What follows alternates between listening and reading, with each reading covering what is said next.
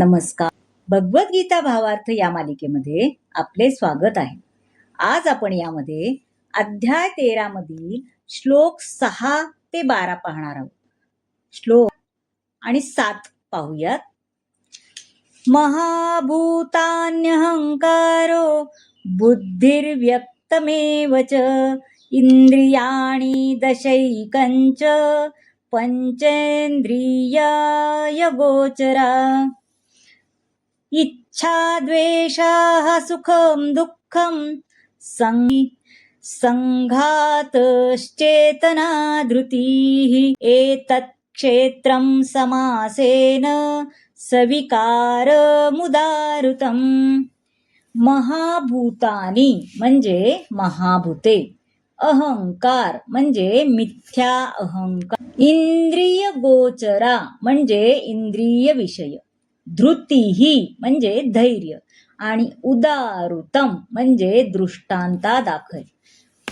पंचमहाभूते, मिथ्या अहंकार, बुद्धी, अव्यक्त, 10 इंद्रिये आणि मन, 5 इंद्रिय विषय, इच्छा, द्वेष, सुख, दुःख, समूह, चेतना आणि धैर्य या सर्वांना त्यांच्या विकारांसहित संक्षेपाने क्षेत्र असे म्हटले जाते.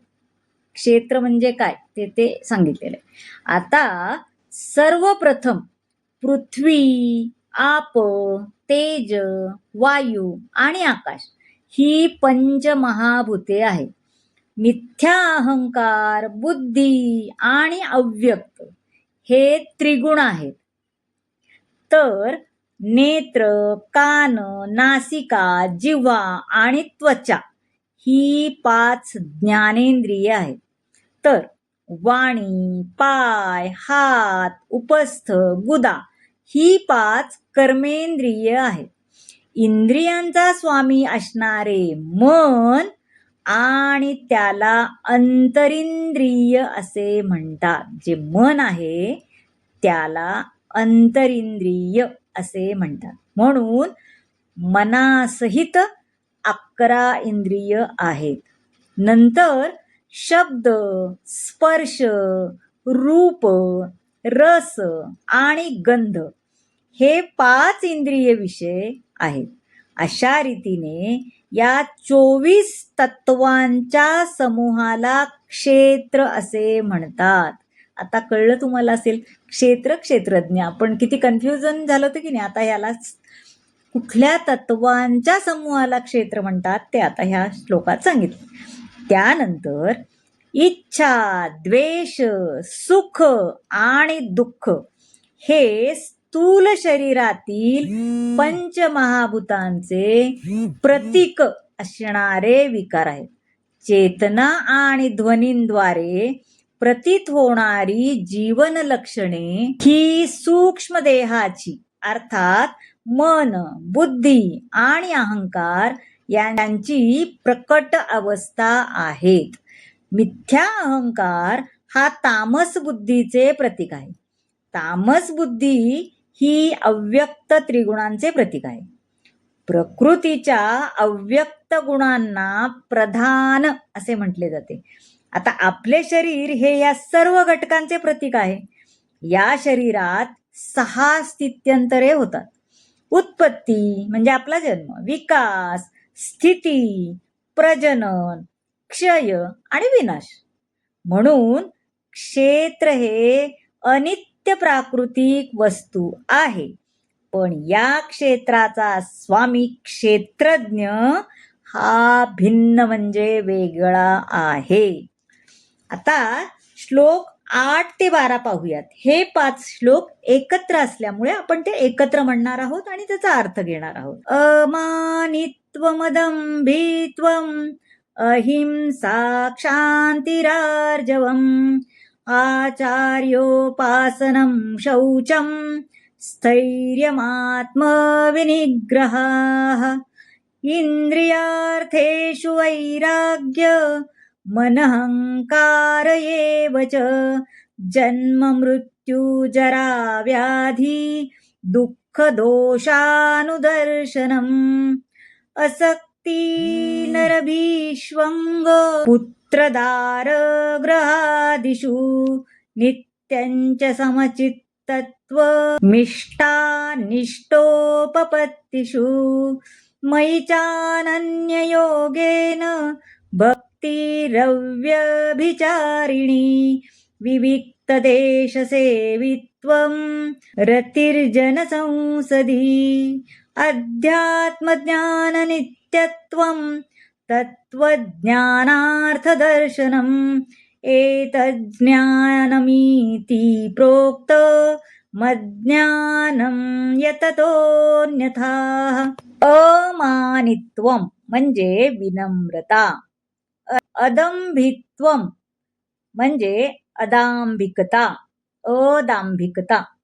क्षांती म्हणजे सहनशीलता, आर्जवम म्हणजे सरळपणा, आत्मविनिग्रम म्हणजे आत्मसंयम, उपपत्तीषु म्हणजे प्राप्त करून, सेवित्वम म्हणजे आकांक्षा करणे. आता नम्रता, निरहंकार, अहिंसा, सहनशीलता, सरळपणा, आध्यात्मिक गुरुला शरण जाणे, पावित्र्य, स्थैर्य, आत्मसंयमन, इंद्रिय विषयांचा त्याग, मिथ्या अहंकार रहित, जन्म मृत्यू, जरा व्याधी इत्यादींमधील सुख दोष जाणणे, अनासक्ती, घरदार, पत्नी, मुले बाळे इत्यादींपासून अनासक्ती, इष्ट आणि अनिष्ट गोष्टीमध्ये समचित्त राहणे, माझी निरंतर आणि अनन्य भक्ती, एकांतवासात राहण्याची उत्कट इच्छा करणे, सामान्य लोकांपासून अलग होणे, आत्मसाक्षात्काराच्या महत्वाचा स्वीकार करणे आणि परमसत्याचा तत्वज्ञानात्मक शोध, हे सर्व ज्ञान आहे असे मी घोषित करतो. या व्यतिरिक्त ते काही आहे ते सारे अज्ञानच आहे. म्हणजे या व्यतिरिक्त जे काही आहे ते सारे अज्ञान आहे. आता पहा, कधी कधी अल्पज्ञ लोकांनाही ज्ञान पद्धती म्हणजे क्षेत्राचा विकार असे वाटते, हो की नाही? पण वास्तविक ही ज्ञान पद्धती जर मनुष्याने ज्ञान मार्गाचा स्वीकार केला तरच त्याच्यासाठी परमसत्याची प्राप्ती होते. जर मनुष्याने दिव्य भगवत सेवेचा स्वीकार केला नाही किंवा करण्यास पात्र नसेल तर इतर 19 साधनांना विशिष्ट महत्व राहणार नाही. परंतु जर मनुष्याने पूर्णपणे कृष्ण भावनामय होऊन भक्तीचा स्वीकार केला तर इतर 19 साधने आपोआपच त्याच्या ठायी विकसित होतात. आता आधी जे सांगितली होती ना, एवढी सगळी वाचली होती ती सगळी 19 साधने. ज्याने भक्ती प्राप्त केली आहे त्याच्या ठायी ज्ञानाचे सर्व सद्गुण विकसित होतात. 8व्या अध्यायात सांगितल्याप्रमाणे आध्यात्मिक गुरुचा स्वीकार करणे आवश्यक आहे. योग्य आध्यात्मिक गुरुचा, प्रमाणित आध्यात्मिक गुरुचा स्वीकार केल्यावर दिव्य जीवनाचा प्रारंभ होतो. आता ज्ञानाच्या मार्गातील साधनांचे विश्लेषण पहा. अमानित्व म्हणजे मनुष्याने लोकांकडून मान प्राप्त करण्यास उत्सुक असू नये.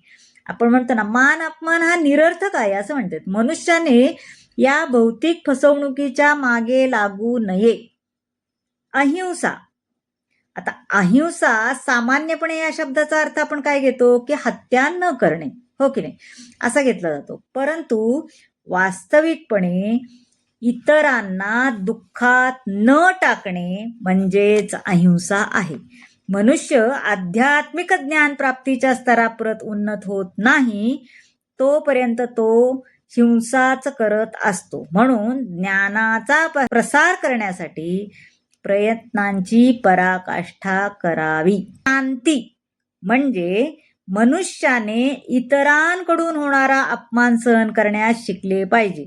जेव्हा तो आध्यात्मिक ज्ञानामध्ये प्रगती करण्यात संलग्न होतो तेव्हा तो इतरांकडून त्याचा भरपूर अपमान होतो. आपण म्हणतो ना, काय वेड्यासारखं नुसतं देव कर, असं होतंच प्रत्येकाचं. तसं आता प्रल्हादासारख्या बालकाला सुद्धा किती यातना भोगाव्या लागल्या होत्या, त्याने त्या सहन केल्या म्हणून त्याची आध्यात्मिक प्रगती झाली. म्हणून आपणही सहनशील असले पाहिजे. आर्जवम म्हणजे ते प्रत्येक शब्दाचा अर्थ सांगितलाय त्यांनी.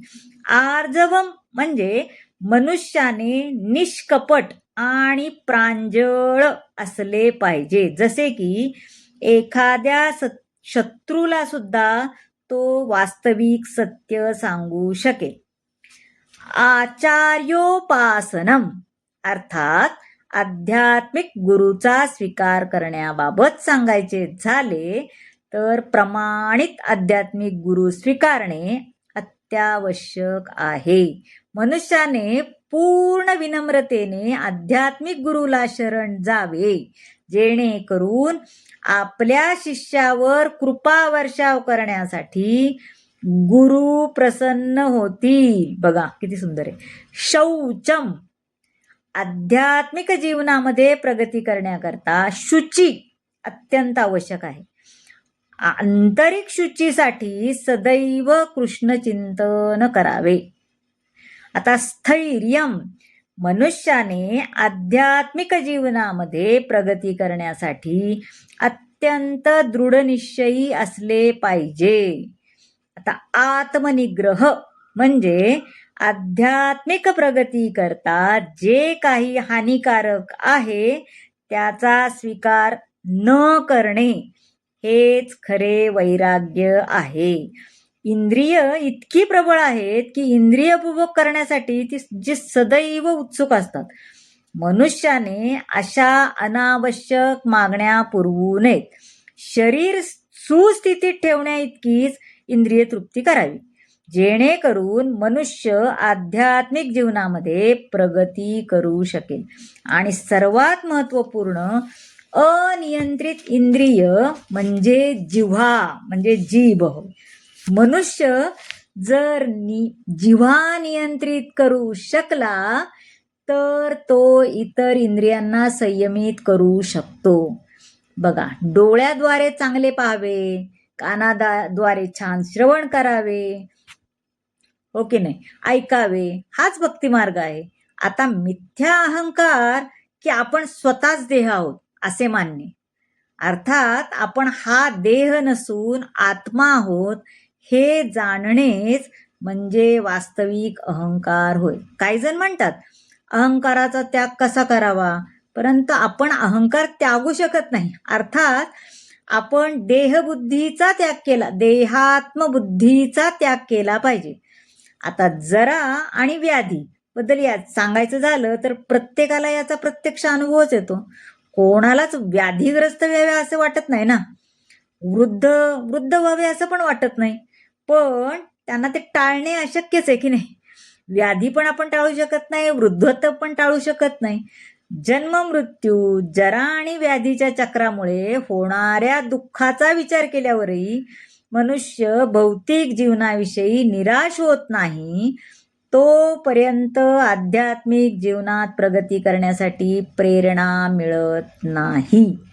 आता आसक्तिरनाभिष्वंग म्हणजे पुत्रदार ग्रहादिषु म्हणजे पुत्रप्राप्ती, घर, द्रव्यादिकांविषयी अनासक्ती होय. त्यांच्याविषयी प्रेम असूच नये असं नाहीये. पुत्र, पत्नी, घर, द्रव्य याच्याविषयी प्रेम असू नये असे नाही. हे सर्व तर आपल्या स्वाभाविक म्हणजे असं प्रीतीचे प्रेमाचे विषय आहेत ना सगळे. परंतु मनुष्याने आध्यात्मिक प्रगतीसाठी त्यावर आसक्त असू नये. घर सुखी करण्याचा सर्वोत्तम मार्ग म्हणजे काय? कृष्ण भावना होय. सुख आणि दुःख हे भौतिक जीवनाचे अनुषंगिक घटक आहेत आणि ते मनुष्याने सहन करण्यास शिकले पाहिजे. दोन्ही बाबतीत समभाव राखला पाहिजे. सुख असो वा दुःख. या ठिकाणी स्पष्ट सांगितले, नम्रतेविना वास्तविक तत्व जाणणे शक्य नाही. ज्ञानाचा प्रारंभ हा अमानित्व आणि विनम्रतेपासून होतो. मनुष्याने विनम्र असलं पाहिजे आणि आपण भगवंताच्या अधीन आहोत हे जाणले पाहिजे. तर मंडळी, आपण जीवन कसे जगावे हे सांगणारा हा अतिशय सुंदर असलेला भाग तुम्हाला कसा वाटला नक्की सांगा. तर भेटूया पुढच्या भागात. आवडला असेल तर लाईक करा, शेअर करा, सबस्क्राईब करा आणि कमेंट जरूर करा. धन्यवाद.